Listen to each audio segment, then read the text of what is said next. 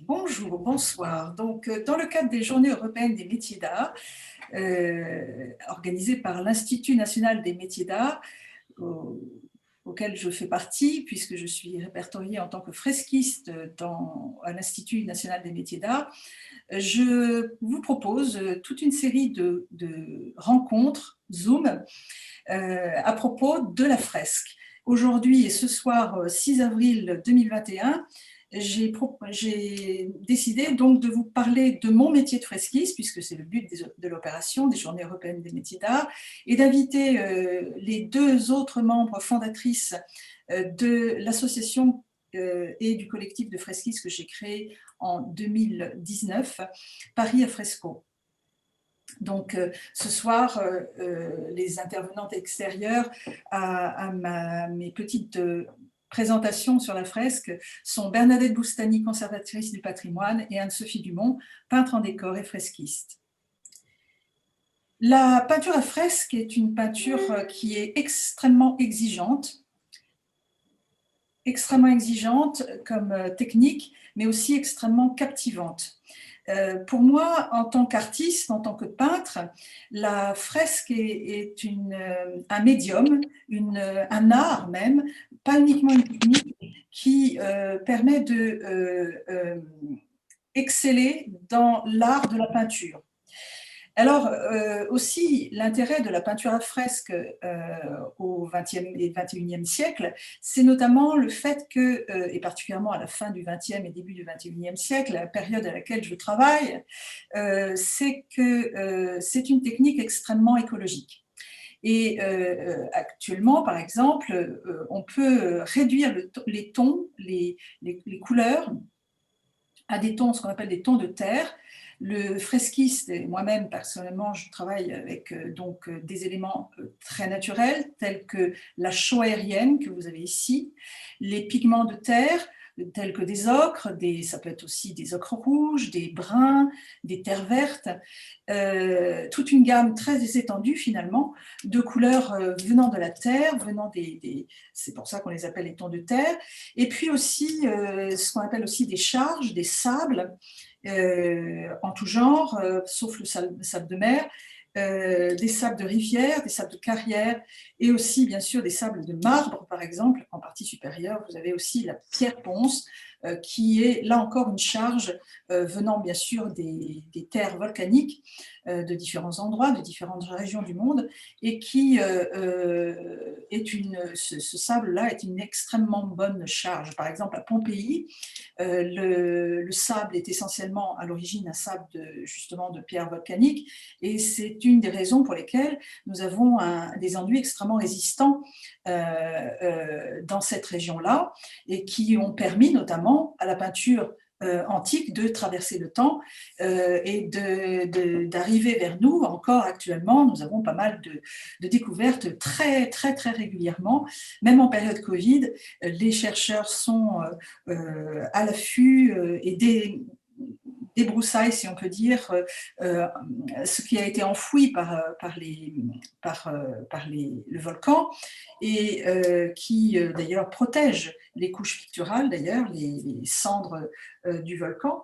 Et donc, on a à chaque fois un émerveillement face à ces peintures qui ont traversé le temps et qui sont extrêmement fraîches. Et notamment, c'est dû à ces matériaux extrêmement naturels et que personnellement, je tiens absolument à utiliser le plus possible, avec beaucoup de respect, mais aussi beaucoup de plaisir. Le fresquiste utilise donc cette matière, et particulièrement ce qui est en partie supérieure dans cette auge. C'est un gros plan que j'ai fait du matériel de base, des matières fondamentale du fresquiste, c'est-à-dire la chaux. Ici, elle est en pâte, elle est très onctueuse, la chaux aérienne, et puis en partie inférieure, du sable. Tout cela est mélangé, Et le fresquiste donc utilise ces deux matériaux pour faire ce qu'on appelle des mortiers, des enduits, que il ou elle, puisqu'en général nous sommes très nombreuses femmes à pratiquer la fresque, et ça depuis au moins le début du XXe siècle entre nous. Hein. Il y a une grande partie de femmes artistes qui vont s'exprimer sur le mur en faisant des mortiers et des enduits et en peignant à fresque. Là, il faudrait faire une étude anthropologique là-dessus et même sociologique, savoir pourquoi autant de femmes se sont consacrées à la fresque. Même si justement c'est un travail extrêmement physique de travailler sur un mur, contrairement aux idées reçues, il n'est pas obligatoire de faire 1,80 m comme je le fais moi personnellement pour pouvoir peindre à fresque. Il y a des petites femmes par exemple qui se défoncent complètement face à un mur et qui arrivent à poser les mortiers très, très facilement. Il y a une excitation aussi quand on est face au mur d'une manière générale qui nous fait nous dépasser en quelque sorte. Et donc, qu'est-ce qui se passe aussi? Il y a un phénomène chimique, un phénomène fabuleux de la fresque qui fait que c'est… comment dire, je vais réduire l'écran parce que j'ai l'impression que c'est trop plein écran, on ne voit plus rien. Donc, pas à ce point-là quand même. Voilà, je pense que là, vous voyez bien le croquis. Donc, une des grandes particularités de la peinture à fresque, c'est le fait que, par exemple, ici, on utilise souvent les termes italiens en peinture à fresque, et là, on est justement dans ce cercle vert foncé avec la peinture à fresque, ce qu'on appelle aussi la bonne et la vraie fresque, le buon fresco ou la peinture à fresco, enfin il y a plein d'appellations. Et cette peinture à fresco, elle est faite donc de la chaux aérienne et de sable en tout genre. Et qu'est-ce qui fait la grande différence avec toutes les autres techniques murales, peinture en tout genre, hein, peinture avec liant, c'est que justement la fresque officiellement n'a pas de liant, c'est-à-dire que le peintre fresquiste utilise du pigment, une couleur, des terres ou autres, et de l'eau, les mélange ensemble, en fait une sorte de peinture et va peindre sur l'enduit frais qui est composé de chaux, et elle-même la chaux est un liant et qui, à un moment donné, durant la prise, parce que c'est de la chaux aérienne que nous prenons, en contact de l'air, l'enduit qui est en train de prendre, l'enduit fait de chaux aérienne va se durcir et sécher. Et durant ce phénomène de séchage et de durcissement, il y aura aussi un phénomène chimique qu'on appelle le phénomène de carbonatation. La chaux va carbonater au contact de l'air et va en quelque sorte figer, certains utiliseraient emprisonner, mais protéger en tout cas la couche picturale, le pigment plus l'eau qu'on l'on va mettre sur l'enduit pendant qu'il est frais, pendant qu'il est humide, pour peindre et pour créer ce phénomène qui est la peinture à fresque et durant cette période de carbonatation. Les autres peintures en tout genre, que ce soit les peintures à l'œuf, la peinture à la détrempe, les aquarelles et autres, l'encaustique, la peinture à la cire, toutes les techniques depuis le début du XXe siècle synthétique, avec notamment une peinture glycéro, peinture vinylique, acrylique, les bombes, tout ça. Là même la peinture à l'huile, qui date quand même au moins du XVIe siècle, sont des techniques qui ont un liant, c'est-à-dire l'huile colle, l'œuf colle, l'encaustique, la cire colle, tous les agents collants possibles et inimaginables ont été utilisés sous différentes recettes à travers les siècles pour amalgamer le pigment, le protéger d'une certaine manière et permettre au peintre de peindre sur n'importe quel support, en théorie, et protège la couche picturale et fait en sorte que normalement ça ne part pas. Si un peintre peint avec uniquement pigment et eau sur du papier par exemple ou sur un mur mais qui n'est pas enduit de fresque, de chaux aérienne et d'enduit de chaux, eh bien la peinture s'en va. Le pigment et de l'eau ne tient pas puisqu'il n'y a pas de liant et du coup la peinture va s'en aller.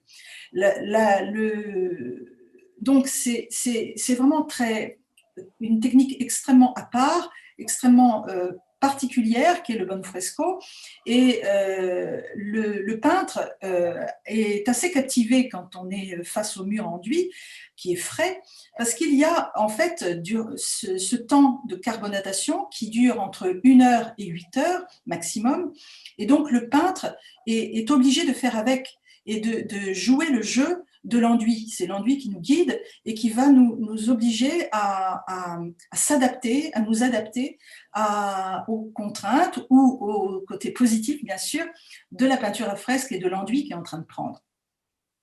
Alors, dans l'histoire de la peinture à fresque, beaucoup de peintures murales ont été terminées à sec, non seulement parce que l'artiste n'avait pas terminé ce qu'il voulait faire ou ce qu'elle voulait faire, notamment un détail de visage, par exemple, ou un fond coloré. Par exemple, les fonds de Giotto, les fameux bleus Giotto, ont souvent été retouchés à sec pour différentes raisons, parce que l'artiste n'avait pas forcément terminé sa fresque, mais aussi parce que certaines couleurs ne tiennent absolument pas à fresque, tels que certains pigments comme le lapis lazuli ou d'autres pigments à base de pierres semi-précieuses qui sont fragiles par rapport à la chaux qui est éteinte, mais qui est quand même très active. On peint sur un support qui est très vivant. C'est un support c'est ça aussi qui est extrêmement excitant par rapport à la peinture à fresque, c'est que nous sommes sur un support qui est vraiment vivant. C'est pas un support raide, mort et statique. C'est vraiment une matière noble, naturelle et vivante. Et donc, dans la tradition de la peinture à fresque, il y a souvent eu des reprises, des rajouts à la tempéra, peinture à l'œuf, à la caséine et autres. La caséine, c'est à base de fromage blanc, par exemple. On est en plein dans les recettes, entre nous. Ou quelquefois l'encaustique. Même pour cirer les murs, les parois, par exemple en période antique, quelquefois les fresques étaient cirées à la cire, donc par l'encaustique. C'est un crime de continuer une fresque, par exemple, avec un liant synthétique, par exemple, ou une huile, éventuellement une laque. Mais traditionnellement, ce sont plutôt ces techniques qui vont être utilisées pour reprendre une peinture à fresque. Alors pourquoi c'est si excitant? Aujourd'hui, j'ai eu une journée très chargée, mais je suis assez active en vous parlant. Pourquoi? Parce qu'il y a vraiment une excitation à peindre à fresque. Et notamment, c'est dû à cette matière que vous voyez là, c'est-à-dire cette chaux qui n'est pas du plâtre, qui n'est pas du sable, qui n'est pas de la farine. Parce que quand on l'a sous les yeux, et j'espère que cette photo retranscrit assez bien la sensation qu'on peut avoir, c'est que en elle-même, en poudre, ne serait-ce qu'en poudre, elle est extrêmement lumineuse. Elle est douce et extrêmement lumineuse, cette chaux. Et elle va, durant la prise, durant le séchage, durant ce qu'on appelle la carbonatation, s'éclaircir au séchage. Et du coup, l'ensemble de la peinture va être extrêmement lumineuse, comme un phénomène, si on peut, pour vous donner une idée, comme un phénomène de vitrail, de lumière qui traverse la couche picturale et qui, la lumière venant de l'intérieur, comme je dis souvent, et comme dit la chanson, la lumière de l'enduit va être de plus en plus forte d'heure en heure, et même le lendemain, le surlendemain, à tel point que les voiles de couleur que je pose, moi, personnellement, sur l'enduit, vont être éclairées par en dessous. Et du coup, fondamentalement, je pense qu'il est très, très important de jouer avec la couleur du support, avec la luminosité de ce support extraordinaire qui est l'enduit de chaux aérienne, pour en tirer la substantifique moelle. Alors justement, cet élément est extrêmement vivant à tel point que cette chaux aérienne réagit donc à l'air, mais on parle aussi de cycle de la chaux, et donc on parle de cycle du Buonfresco. C'est-à-dire que concrètement, nous fresquistes, puisqu'aujourd'hui, ce soir, il y a beaucoup de fresquistes dans l'auditoire, nous fresquistes, nous prenons la chaux, non pas quand elle est vive, ici elle est vive, elle est éteinte par l'eau, stockés dans des bacs et des bassins à différents endroits. Par exemple, en région méditerranéenne, il y a des exploitations de chaux et des bassins, un peu comme les bassins des marais salants, par exemple, mais plus creux. Et vraiment, c'est fantastique. Il y a une lumière extraordinaire qui se dégage de ces bassins de stockage pour éteindre la chaux. Et par contre, le fresquiste, lui, utilise la chaux à ce moment-là, quand elle devient, comme on dit, aérienne et éteinte, de l'hydroxyde de calcium. Donc, elle est souvent en poudre, mais elle peut être aussi en pâte, et on peut la transformer en pâte. Je vais vous montrer un détail, on l'a vu tout à l'heure dans l'auge à ce niveau-là, hein, si vous avez encore les petites vignettes visibles sur l'écran. Et donc, on va gâcher, on va faire préparer les mortiers, les enduits, ce qu'on appelle aussi en italien la riccio et l'intonaco, et minimum 2 couches de mortier.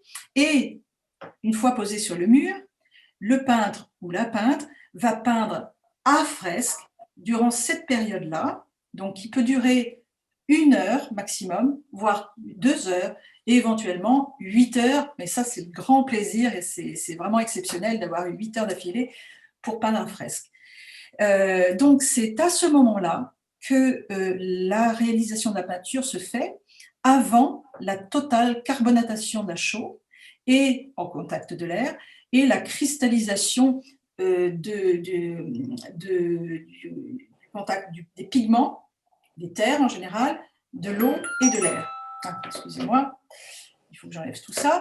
Et pourquoi parle-t-on de fresque, de cycle de la chaux et de cycle de la fraise? Parce que ça redevient calcaire. Après la carbonatation, l'enduit de chaux va durcir de semaine en semaine, de mois en mois. C'est pour ça aussi que c'est un matériau extrêmement vivant, parce que de mois en mois, on voit une consolidation, une cristallisation, une consolidation de l'enduit qui fait qu'il y a une résistance qui se crée au fur et à mesure, et au fur et à mesure, la fresque redevient pierre. La chaux et donc la fresque redevient pierre. Voici encore la chaux en pâte. Vous voyez comment elle peut être extrêmement lumineuse, ne serait-ce que dans un simple bassin, une simple poubelle. Elle est extrêmement lumineuse, extrêmement onctueuse, et c'est ce qui fait aussi le grand plaisir du peintre, à mon avis, fresquiste, c'est d'utiliser cette matière extraordinaire. Alors là, je suis en train de placer des enduits. Je peux jouer des textures d'enduits, plus ou moins granuleux, lisser, masser. On masse la surface. Moi, j'ai l'impression de masser une matière, voire masser une peau, la triturer. C'est un matériau extrêmement souple, extrêmement malléable, qui vraiment est très... à la fois, il y a un côté extrêmement physique pour la pose de l'enduit sur les murs, mais aussi un très grand plaisir de peindre et même de préparer l'enduit. Comment dirais-je? Parce que nous avons ce temps de séchage de prise limité, parce qu'il y a un temps limité de réalisation de peinture, non seulement on peut retoucher avec une autre technique, mais surtout, le principe, c'est de fragmenter sur une grande surface de mur. Le fresquiste est obligé à un moment donné de fragmenter son image. Au-delà d'1 mètre carré, on doit vraiment prévoir des fragmentations, ce qu'on va appeler en termes italiens des journées, des giornate d'enduit. Et du coup, on a presque obligatoirement une image fragmentée sur les murs. Et on peut jouer, bien sûr, de ça, on peut jouer avec cette contrainte, pour certains, qui devient un aspect purement plastique et très esthétique et très intéressant à mes yeux. Mais ça sera pour une autre histoire, un autre moment. Durant toutes ces soirées des Journées européennes du patrimoine, des métiers d'art, on va parler avec différentes personnes de différents aspects de la peinture à fresque. Et cet aspect de morcellement, de fragmentation, je pense que je pourrais en parler à d'autres occasions. Aujourd'hui, j'aimerais parler d'autre chose, notamment de la transmission de la fresque. Alors, entre-temps, voilà, je me suis photographié en train de peindre et d'esquisser sur enduit frais une silhouette tout simplement d'un petit hippocampe, un squelette d'hippocampe que j'avais sous les yeux, juste pour le plaisir de vous faire cette petite démonstration qui est totalement virtuelle. Mais en tant que peintre, quand on est sur cette matière extrêmement vivante, extrêmement fraîche et vivante, il y a un très très grand plaisir et surtout une très grande excitation parce que ça peut casser, ça peut ne pas passer, ça peut être complètement, on peut totalement se planter. Et moi personnellement, j'ai toujours travaillé avec ce risque, cette prise de risque depuis que je peins à fresque, donc depuis 1988. J'adore cette prise de risque de pouvoir éventuellement ne pas réussir totalement ce que j'avais en tête et dans la main, et de pouvoir rebondir. Et c'est ça qui est, à mon avis, très, très excitant quand on peint sur l'enduit. Alors, comme je vous le disais, quand même, on est obligé de morceler et donc notamment de faire un travail presque à la fois de maçon, mais aussi d'orfèvre ou de chirurgien, c'est-à-dire de racoler, d'accoler deux giornate, une déjà peinte et l'autre en train d'être préparée. Et donc, pourquoi je parle aussi de chirurgie? Parce que à un moment donné, les raccords d'une giornata à l'autre, d'une journée, d'un fragment d'enduit à l'autre, devient comme une cicatrice. Et ça, c'est une autre histoire. Alors tout ça, j'en parle notamment dans un livre que je vais vous présenter. Et en tout cas, pour ce qui est de la peinture, il y a plein de possibilités qui s'offrent à nous. C'est pour ça aussi que la peinture à fresque n'est pas liée uniquement au passé. Pour moi, qui respecte et qui me nourrit de l'art ancien, qui pour moi est totalement vivant d'ailleurs, cet art ancien, je considère la fresque comme un médium extrêmement vivant et donc extrêmement actuel, pour différentes raisons, notamment pour des raisons écologiques. Mais aussi parce que c'est l'art de la performance par excellence, la fresque. Puisque comme on a ce temps très limité de réalisation, de peinture, comme on est face au mur comme sur une scène, on fait une performance où on peut se planter, où on peut découvrir des choses extraordinaires en triturant la matière et surtout en peignant. Et donc, c'est ça qui m'est vraiment très, très cher. Donc, la chaux, par exemple, qui est là comme une peinture blanche, on peut diluer plus ou moins, elle peut être superposée, elle peut être travaillée en badigeon, on peut travailler les transparences, les opacités. Et donc, il y a une gamme de façons de peindre et d'expression artistique extrêmement développée. Voilà. Alors là, ce sont des pigments qu'on transforme en ce qu'on appelle les couleurs mères. Donc, c'est vraiment le peintre fresquiste utilise la couleur pure. C'est ça qui est extrêmement fascinant aussi. La couleur qui vient directement, non pas du tube, mais du pigment. Donc, de la couleur vraiment la plus pure possible. Et on peut avoir des multiplications de couches de couleurs les unes sur les autres, à la fois très gestuelles, très lumineuses aussi, parce que là, par exemple, j'ai vraiment l'impression d'avoir un spot sur le jaune et une lumière qui vient de l'intérieur vers le bleu. Et donc, c'est ce genre de choses que j'adore faire à fresque. Ça, c'est un détail d'une de mes peintures.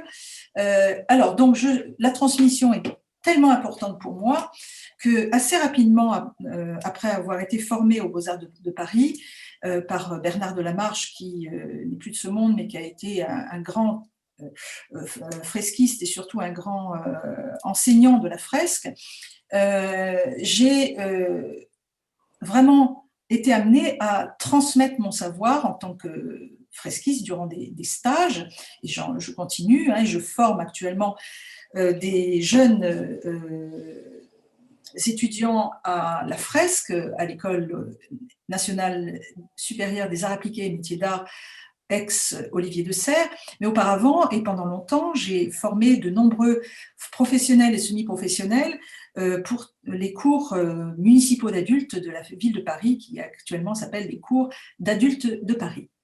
Et à un moment donné, en 2010, j'ai publié un livre que vous voyez là en reproduction et qui a été présenté à la librairie du Grand Palais durant l'exposition Pompéi.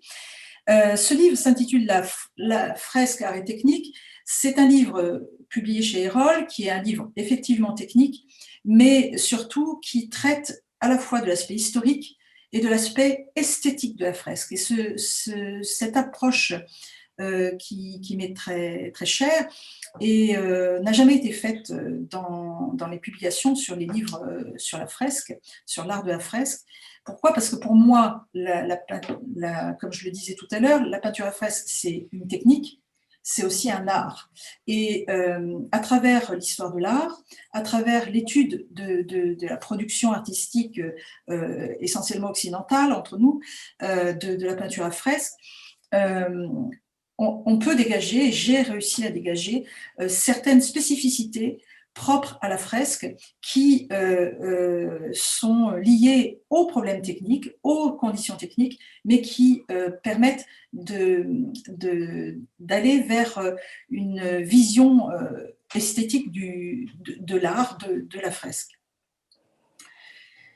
Donc, voici ces extraits. Et puis voilà, et surtout, récemment, donc il y a 2 ans, nous avons créé avec Anne-Sophie Dumont, ici présente, et Bernadette Boustany, une association, l'association Paris à Fresco, qui a pour mission de transmettre l'art de la fresque par différents moyens, par la sensibilisation, par des stages, par des formations, par des démonstrations. Normalement, on devait partir aux Journées européennes du patrimoine à Gaillon, dans l'Eure, pour faire des démonstrations lors d'un festival, d'une foire des métiers d'art, à l'occasion des Journées européennes des métiers d'art. À cause de la crise sanitaire, les GEMA, les Journées européennes des métiers d'art, ont trouvé la solution de créer donc ces rencontres autour des différents métiers des métiers d'art, les fresquistes étant répertoriés officiellement dans les métiers d'art. Eh bien, nous avons profité de l'occasion pour créer ces soirées. Voilà. Alors, je vais donner la parole à Bernadette Boustany, conservatrice du patrimoine et cofondatrice de Paris à Fresco, et puis à Anne-Sophie Dumont, qui est aussi cofondatrice et qui est peintre en décor et fresquiste. Et à vous de parler, parce que j'ai beaucoup parlé maintenant, et donc je vais vous laisser la possibilité donc d'intervenir pour compléter mes propos. Allez-y. Bernadette, peut-être? Oui, je vais commencer. Bonsoir. Alors oui, comme l'a très bien expliqué Isabelle Bonzon, il y a un peu plus de 2 ans est née cette idée de créer une association. Donc Isabelle Bonzon, que je connais depuis fort longtemps, puisque j'ai fait une exposition au musée de Saint-Maur avec la présentation de ses œuvres, donc m'a sollicitée. Et je dois dire qu'il y a eu plusieurs choses qui m'ont incité à démarrer cette aventure. D'une part, parce que j'ai toujours été intéressée par les métiers d'art. Au musée de Saint-Maur, nous avons fait plusieurs fois des expositions avec des maîtres d'art. Donc, je trouvais que le travail de la fresque rentrait tout à fait dans ce sujet-là. Également parce que c'est une technique qui est trop méconnue, qui, comme vous avez pu le voir par la présentation d'Isabelle, est quand même assez fascinante. Le résultat est tout à fait intéressant. Et également, comme le disait Isabelle, il y a ce côté qui est proche des préoccupations écologiques qui, je trouve, est complètement d'actualité. Donc, c'est la raison pour laquelle je me suis dit, bon, eh bien, pourquoi pas, autant essayer de promouvoir cette technique tout à fait particulière. est venue donc cette idée d'association parce que une artiste qui est dans son atelier, qui a une passion, qui veut faire partager cette passion, il y a un moment où il y a des limites. Et quand on veut vraiment que cette technique, en l'occurrence, soit connue et reconnue, il faut très vite un cadre qui est à la fois juridique, économique par certains côtés, et vous allez le voir, on a, je pense que dès le départ, l'association a réussi à répondre aux enjeux qu'elle s'était donnés au départ. Il fallait forcément, quand vous voulez faire partager une telle passion, il faut forcément avoir un certain statut vis-à-vis à la fois d'autres associations, d'autres organisations, vis-à-vis des collectivités territoriales. Ce n'est pas un artiste qui arrive comme ça avec sa passion et qui va dire, vous savez, j'ai de très beaux projets, c'est super, on va faire des tas de choses. Malheureusement, ce n'est pas comme ça que ça marche et une association permet justement de pouvoir avoir une certaine assise. En plus, très vite, on se rend compte, ce n'est pas forcément le plus drôle, le plus enthousiasmant, mais c'est absolument indispensable. Il faut forcément qu'il y ait des recherches de subventions. Donc, à ce moment-là, il faut une structure et une association, loi 1901, permet tout à fait de rentrer dans ce cadre-là. On s'est aperçu aussi, et c'est tout à fait dans les différents objectifs de l'association, qu'en fait, les objectifs pouvaient être très variés, très ouverts, et j'espère que vous êtes nombreux là à nous regarder et qu'il y aura bien un des points qui va vous attirer. Il peut, bien sûr, y avoir, et c'est ce qui a été fait quand la situation sanitaire l'a permis, les rencontres avec un public qui ne connaît absolument pas cette technique. Donc, ça peut être dans le cadre de forums d'associations. On y avait participé à Charenton, également dans le cadre des Journées européennes des métiers d'art. Les journées européennes du patrimoine également. Donc là, ce sont des moments privilégiés où Isabelle Bonzon et d'autres fresquistes, on en parlera tout à l'heure, ont l'opportunité de rencontrer un public très, très ouvert. On se rend compte que ce public est tout à fait intéressé, étonné par cette technique qui est tout à fait originale et méconnue. La crise sanitaire a bien évidemment stoppé un certain nombre de projets, mais je pense que ça a aussi permis à mettre en place un certain nombre de conférences, hein, puisque Isabelle Bonzon avait fait différentes conférences. Si vous allez sur le site de l'association, vous verrez qu'il est enrichi régulièrement par des textes qui sont tout à fait intéressants parce que ce sont des points de vue différents d'artistes et tout au long de ces journées des métiers d'art, vous aurez l'occasion, pendant ces soirées, ces rencontres, justement d'avoir des informations sur ces différents échanges et sur les personnes qui ont contribué à ces textes. Donc, on a parlé des possibilités de stage, de collaboration avec des collectivités territoriales. Bon, tout ça, c'est un peu freiné, mais je suis sûre que ça va reprendre et parce qu'il y a quand même de très beaux projets qui sont dans les cartons. Et puis, c'est vrai que quand on parle métier d'art, on parle tout de suite de transmission. Ça, Isabelle, tu l'as parfaitement dit. Et c'est une des choses fondamentales. Ce sont des métiers qui ont besoin de beaucoup de pratique, qui ont tout un savoir et il ne faut absolument pas que ça se perde. Et là, je vais laisser la parole à Anne-Sophie pour parler d'une des particularités de cette association, à savoir le regroupement d'artistes, le collectif qu'Isabelle a absolument souhaité mettre en place. Anne-Sophie, à toi. Oui, alors, bonsoir.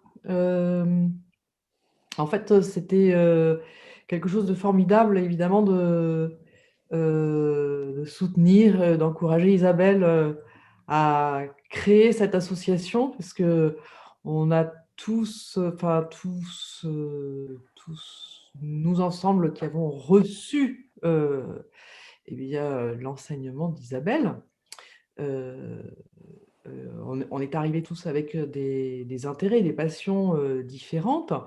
Et c'est Isabelle qui nous a transmis ce savoir-faire qui est merveilleux.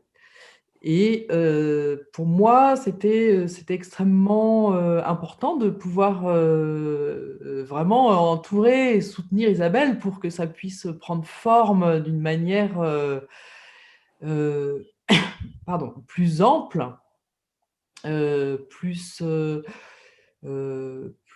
institutionnelle aussi,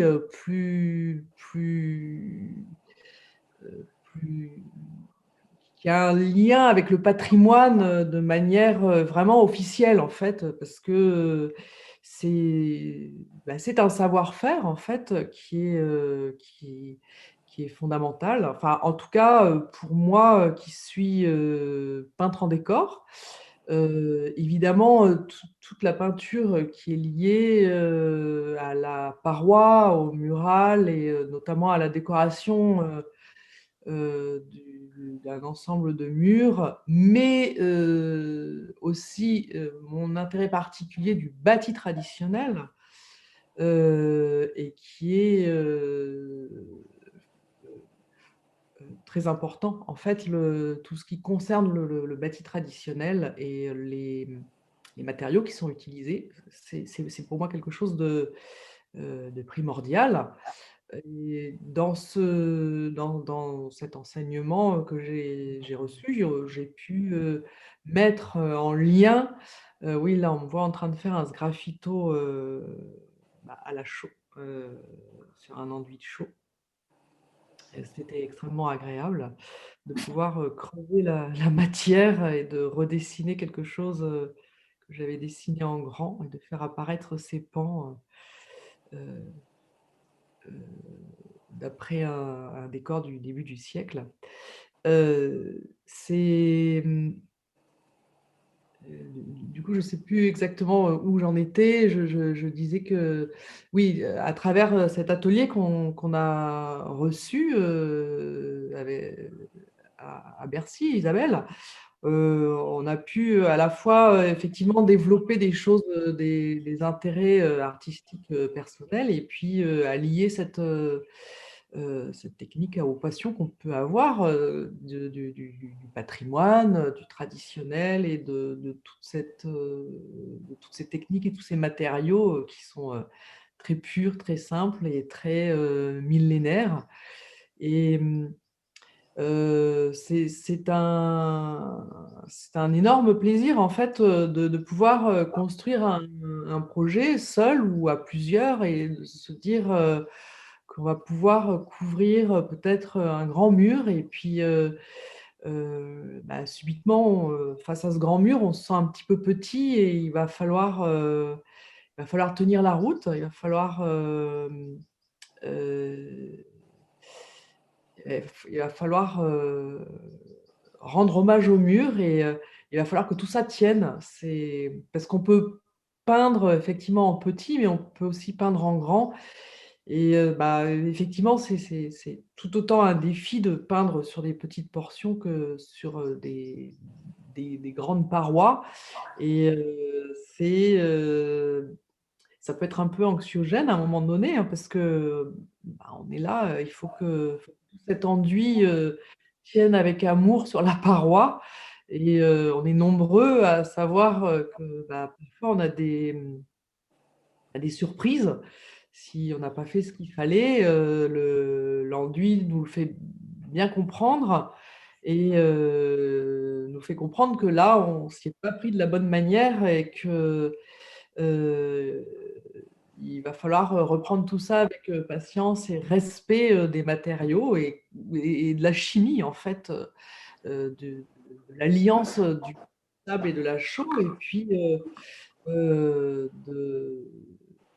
l'atmosphère aussi qui règne autour, hein, parce que évidemment, s'il y a trop d'humidité dans l'air ou trop de chaleur ou pas assez, tout ça fait que ça varie énormément. Donc, il faut savoir aussi être à l'écoute de ce qui se passe autour de nous pour pouvoir mettre en place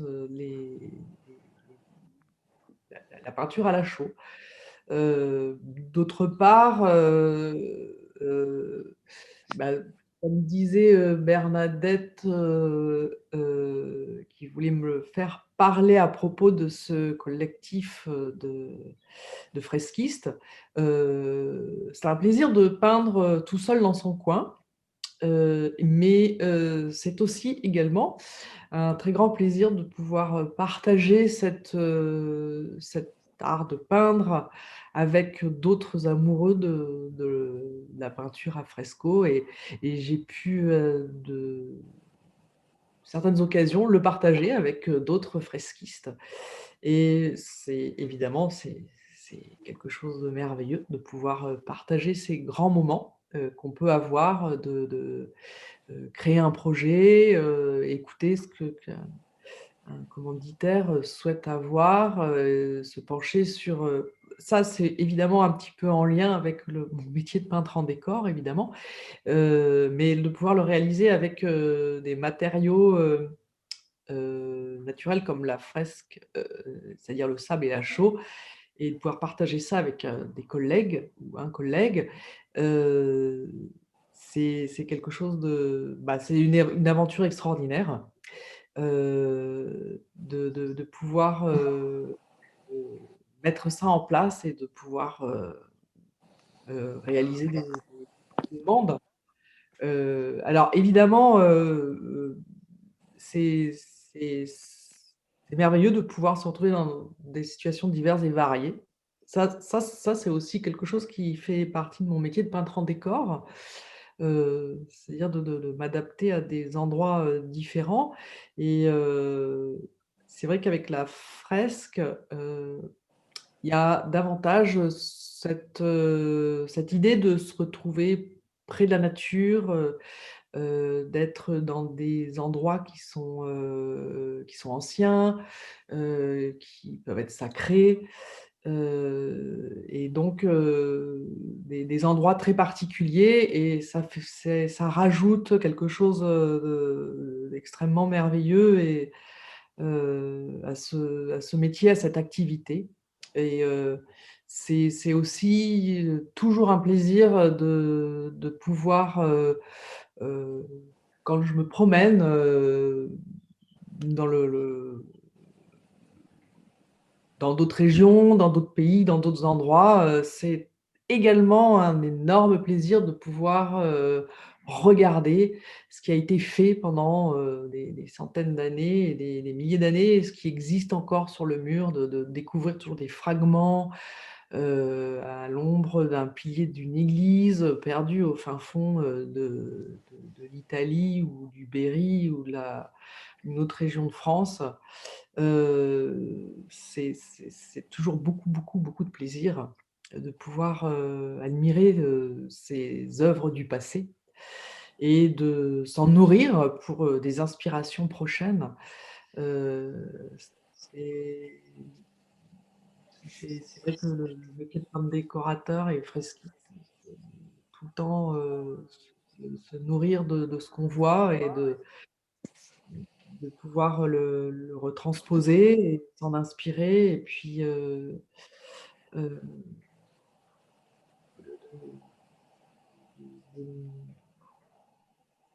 d'être en permanence en ébullition. Qu'est-ce que tu attends de moi encore pour expliciter? Est-ce que j'ai répondu à mon... Anne-Sophie, justement, je voulais savoir, étant donné que tu es peintre en décor, justement ce que t'apporte la fresque par rapport à toutes les autres techniques que tu utilises, puisque aussi tu es, si je ne me trompe pas, aussi spécialiste des enduits, des enduits bétonnés, des patines. D'après toi, quel est l'intérêt pour un peintre en décor de pratiquer la fresque et qu'est-ce que ça t'apporte personnellement, mais aussi dans ton métier? À noter pour les personnes qui nous écoutent qu'un peintre en décor est aussi Mais répertorié dans les métiers d'art officiellement. oui, alors il y a une chose que j'ai évoquée juste avant, qui est que bah, justement, on se nourrit de tout ce qu'on voit dans le passé, et ça fait partie aussi de cet intérêt, c'est-à-dire que de pouvoir apprécier ce qui a été fait, euh, notamment dans les églises, c'est-à-dire qu'on a quand même un fabuleux potentiel de collection qui nous sont sans cesse présentes, en fait, enfin, qu'on a sous la main. Donc ça c'est une première chose. La deuxième chose, c'est que c'est un exercice physique qui est évidemment, enfin, pour moi, il est très important puisque peindre, ça permet euh, de mettre en place tout un mouvement du corps qui fait qu'on n'est pas crispé sur une petite portion. On est, le corps entier est en mouvement et c'est très naturel et très agréable et très authentique. En fait, ça a quelque chose ça permet de resituer à nouveau dans une dynamique de réflexion, de philosophie, de, de méditation et ça permet d'être dans une position très naturelle en fait et de mettre tout son corps en mouvement et ça me paraît très important en fait de pouvoir préparer son fond, en fait, de préparer tout ça du début jusqu'à la fin, de préparer son fond, de pouvoir le mettre en place et de venir peindre dessus. Ça, pour moi, c'est quelque chose qui permet d'avoir une entièreté dans l'activité et qui permet en fait à l'être humain et au peintre décorateur de ne pas être avec des tâches entrecoupées. En fait, ça donne toute la... euh, comment dire, ça apporte toute la dimension indispensable à la réalisation d'un art en particulier. Donc, ça, c'était une deuxième chose. Et la troisième chose, bien sûr, c'est toute cette lumière, ces couleurs qui sont magiques, en fait, et dont on ne se lasse pas et qui restent figées pour longtemps, si c'est possible. Qui sont évidemment extrêmement saines pour l'environnement. C'est vrai que de pouvoir vivre entouré d'un décor qui a été fait à la fresque, c'est pour le corps humain, c'est encore une fois quelque chose de très bon pour la santé. On n'est pas, il y a zéro cove sur un décor peint à la chaux. On n'a pas pour les gens qui ne savent pas, ce sont les composantes organiques volatiles. Donc, on se retrouve avec une matière qui est totalement neutre contrairement à tout un tas de peintures ou de plastique ou de matières vernies qui dégagent des coques dans l'atmosphère, la chaux est à un niveau zéro. Donc, pour des gens qui ont certaines allergies, c'est extrêmement adapté. Enfin, on ne peut pas trouver mieux, en fait. Et puis, bah, je pense que ça dégage une atmosphère extrêmement zen aussi, enfin paisible. Pour le peintre, et pour la Bah, personne. pour le peintre et Oui, pour le oui. spectateur qui va en profiter. Voilà, alors effectivement, c'est extrêmement écologique. Bon, bien sûr, je me soucie beaucoup du sable dont on a besoin pour faire ça, mais c'est pas quand on fait de l'enduit de chaux qu'on en utilise le plus. On est extrêmement respectueux. Donc, voilà, les matériaux sont utilisés avec parcimonie et il n'y a pas j'aime beaucoup le fait qu'il n'y ait pas de déchets, de gaspillage. Oui, oui, Voilà, tout à fait, tout à fait. Moi, je t'ai ça, vu. c'est très important. Ouais. Je suis, depuis de nombreuses années, je suis en recherche de faire des décors qui soient, enfin, qui sont respectueux euh, du non-gaspillage, en fait. Voilà. Donc, Moi, je t'ai moi, vu, c'est important à ce niveau-là. je t'ai vu, Anne-Sophie, récupérer des vieux enduits qu'on avait cassés et les broyer pour les réutiliser en tant qu'enduit. Et c'est vrai que c'est fascinant parce que non seulement l'enduit de chaux aérienne est une matière vivante quand on peint dessus, quand l'enduit est frais, et ensuite il redevient pierre, hein, comme je le disais tout à l'heure, pierre calcaire avec le cycle de la chaux, mais on peut le réutiliser, le faire revivre d'une certaine manière. Donc c'est ça qui est extraordinaire aussi. Je voulais. Oui, tu veux rajouter des choses, Non, Anne-Sophie? bah oui, ouais, je pense que… Donc, je voulais aussi signaler à nos auditeurs que donc l'association Paris à Fresco est un collectif de fresquistes, certes, composé non seulement de peintres en décor, d'artistes, de sculpteurs, d'architectes, de designers. Il y a beaucoup de designers qui en ont assez de travailler à l'ordinateur entre nous et de stylistes ou de graphistes et qui viennent suivre des formations et qui, au fur et à mesure, pour certains d'entre eux, se forment tellement qu'ils deviennent fresquistes. Et donc, le but de l'association, c'était justement de créer ce collectif, mais aussi parmi les membres du collectif, certains sont capables de transmettre aussi leur savoir, et donc au fur et à mesure de créer une émulation entre nous et aussi pour les autres. Alors il y a la transmission par des stages, par comment dirais-je, des démonstrations comme ici. Là, on voit Anne-Sophie en train de faire des démonstrations pour tel et tel salon ou journée européenne des métiers d'art ou du patrimoine. Et puis aussi donc, des conférences, c'est une chose, des visites de lieux ou de sites. Là, effectivement, c'est un peu en sourdine à cause de la crise sanitaire, mais on a fait de très belles rencontres à la fois entre les membres du collectif et les adhérents et bienfaiteurs qui soutiennent l'association pour aller voir des fresques in situ et les décrypter ensemble, en bénéficier. Ici, c'est à l'hôtel de ville Puteaux.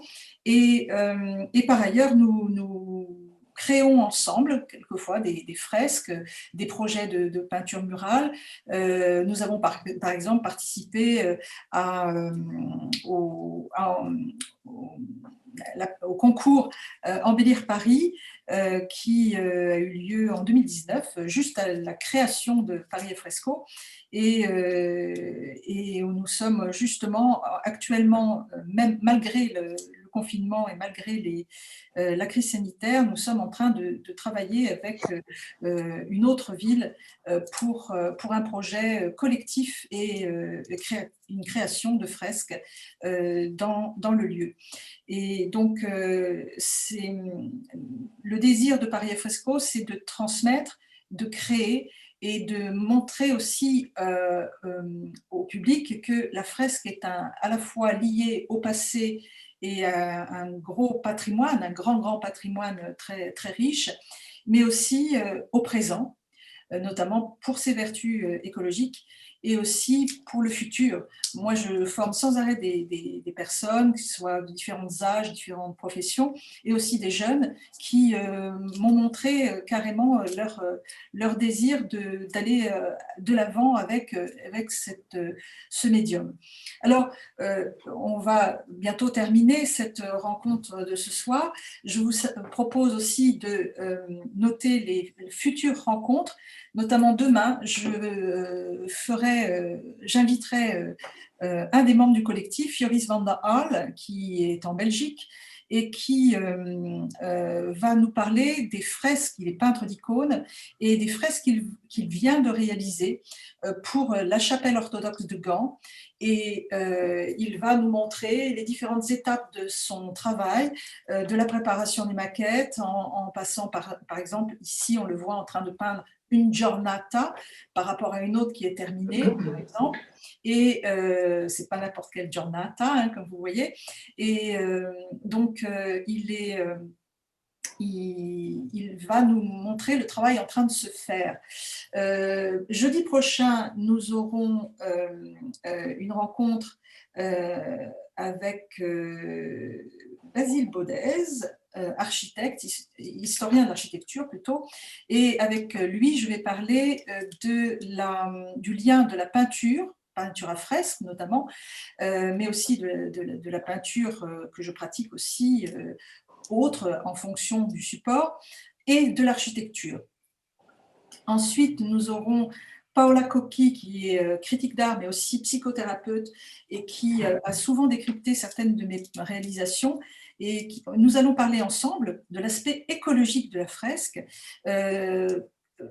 bizarrement, à travers bien sûr le médium de la fresque, de la peinture à fresque, mais aussi à travers l'image peinte à fresque. Et nous allons aller vers Piero della Francesca et un ensemble de peintures à fresque qu'il a peintes à Arezzo. Et à partir du thème iconographique des peintures de Piero della Francesca, notamment du thème de l'arbre et du renouveau, du cycle du renouveau, puisqu'il s'agit de la légende de la Sainte Croix et du bois qui a fait la Sainte Croix, comment à la fois le médium, mais aussi l'iconographie, c'est-à-dire l'image, la fresque, et notamment celle de Piero da Francesca, est typiquement écologique et liée à la nature, l'être humain, l'humain, le créateur et l'humain, liés à la nature. Ensuite, nous aurons samedi prochain une autre membre du collectif, Eva Forster, qui est architecte de formation et qui a vraiment longtemps pratiqué et qui est devenue tout récemment art-thérapeute. Et ensemble, nous allons parler à la fois de nos fresques, puisqu'elle est fresquiste aussi, de l'art de la fresque et de ce bien-être qu'a évoqué Anne-Sophie, que provoque la fresque quand on peint à fresque, mais aussi quand on est entouré de fresques. Le bien-être physique, mais aussi psychique de la fresque. Et puis, nous terminerons, ça c'est samedi, nous terminerons dimanche avec deux autres membres du collectif, parmi les plus jeunes membres du collectif de Paris à Fresco, Élodie Bettulo, qui est architecte scénographe, et aussi Leslie Martinelli, qui est plasticienne, que nous voyons d'ailleurs sur les photos ici. Anne-Sophie est là, et Leslie est ici, et Élodie est là. Toutes les deux font partie des plus jeunes membres du collectif, et ensemble, nous allons parler de l'avenir de la fresque, donc la fresque demain. Ça sera le dimanche, toujours à 20h. Ces rendez-vous donc ont lieu le soir, et après les belles journées de printemps, après aussi la période de confinement, enfin les moments où on ne peut plus tellement sortir en France, eh bien c'est l'occasion aussi de parler de cet art qui est un art de l'intérieur, mais aussi de l'extérieur, parce que c'est la seule peinture murale naturelle, écologiques qui tiennent à l'extérieur, la peinture à fresque. Hein. Donc, qui résistent aux intempéries, qui traversent à la fois le temps et qui supportent les temps et les températures. Voilà. Donc, je vous souhaite une bonne soirée. Je remercie toutes les personnes qui sont intervenues, qui ont suivi la rencontre, et surtout aussi Bernadette Boustany et Anne-Sophie Dumont. Et je salue aussi notre nouvelle présidente, Isabelle Pinquet, qui est là, présente, toujours à l'écoute. Bonsoir à tous. Voilà. Je vous remercie de votre attention et je vous Bonne dis, soirée. pour ceux qui sont disponibles, à demain à 20h pour voir tout le travail fabuleux qu'a fait Joris van Hal dans la chapelle orthodoxe de Gand. Merci. Merci. Merci, bonne soirée. À bientôt. Bonne soirée. Bonne soirée. Bonne soirée.